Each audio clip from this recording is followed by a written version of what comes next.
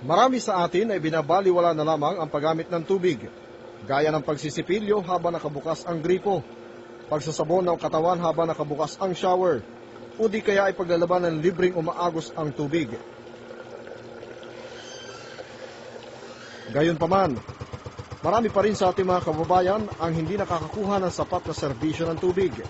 Gaya na lamang ng pamilya Herartas, isa sa libu-libong pamilyang naninirahan sa Baseco Compound sa Tondo, Maynila. Sa dulong Baseco sa seawall, mahigit sa 4 na taon nang nakatira ang pamilya ni Mang Rogelio. Sa nakalipas na 4 na taon, 4 na beses na rin silang nasusunugan ng bahay, kung kaya napadpad sila sa pangungupahan sa kaduluduluhan ng Baseco Compound.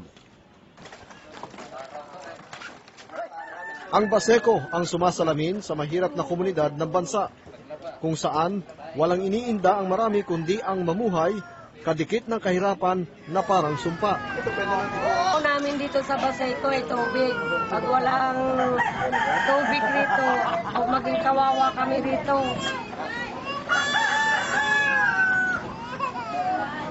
Malayo pa ang kinukuha ng tubig? Malayo pa? Malayo pa po ang kinukuha namin ng tubig. Tapos yung may nagigib rito, 10 ang binta, isang container.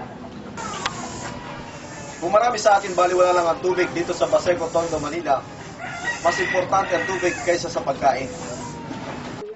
Sa 7 pesos kada container na kinikita ng pamilya ni Mang Rogelio sa pagbebenta ng tubig, masaya na ang pamilya kung sa loob ng isang araw ay kikita sila ng mahigit sa 100 piso bilang panggasto sa pangailangan nila kada araw. Kung sa binibili ng tubig, tagak na kampawis naman nagigit ng tubig dito sa Baseco Compound. Si Jomar, 22 anyos na anak ni Mang Rogelio, at siyang taga-igib ng tubig ng pamilya. Malakas ang pangatawan ni Jomar at sanay sa ganitong trabaho. Sa loob ng 2 araw, nauubos ng pamilya ang 13 container na tubig na siyang ginagamit nila na pang-inom, pangluto, panghugas, panglaba at panggamit sa kanilang banyo. Sa 39 pesos na budget sa tubig, kailangan pa nilang magdagdag ng tig 3 piso kada container na ipaiigib sa kanila ng mga kapitbahay para kumita at makabili ng panggasolina sa bangkang ginagamit nila sa pagigib ng tubig. Mula sa dulo ng seawall, bibiyahe ng 20 minuto sa bangkang dimotor si Jomar para makapag-igib ng tubig na binibili sa bukana ng Baseco na kung tawagin ay tulay.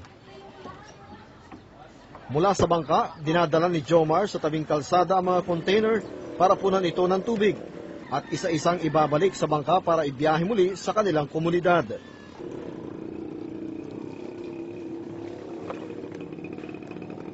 Swerte na lamang at matibay ang kapit ng paa ni Jomar sa simentong pababang hagdanan sa daungan ng bangka kung kaya hindi ito nawawala ng balanse at sumusubsob sa semento.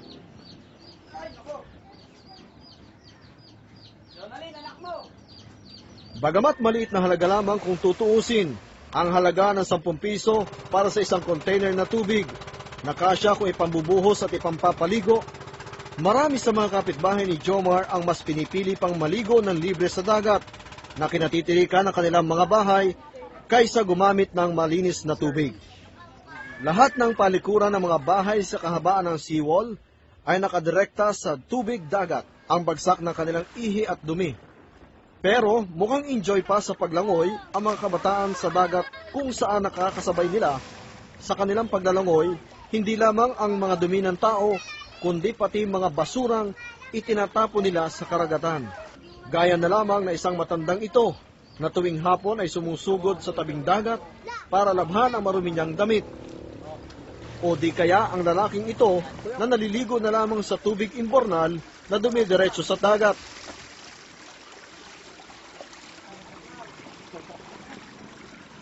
Imbornal to eh. Kaya yung imbornal to eh. Imbornal ba yan? Bang-bang. Kasi ito yung ginawa tayo labas ito. Imbornal, di ba?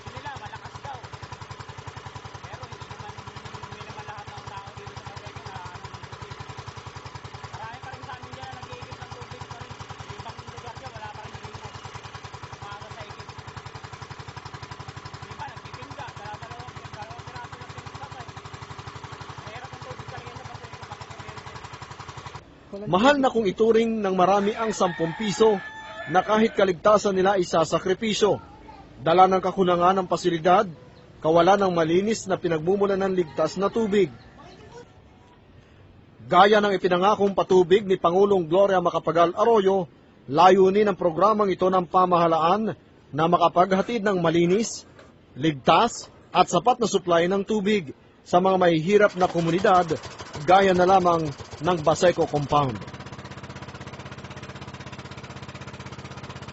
Pero ilang Jomar pa kaya ang patuloy na magsasakripisyo para matugunan ang walang katiyak ang pangako ng gobyerno ng sapat na supply ng tubig para sa malinis at maayos na komunidad sa bansa. Para sa DCRH Special Report, ako po si Florento Rosales ng RH21, nag-uulat para sa DCRH Nationwide.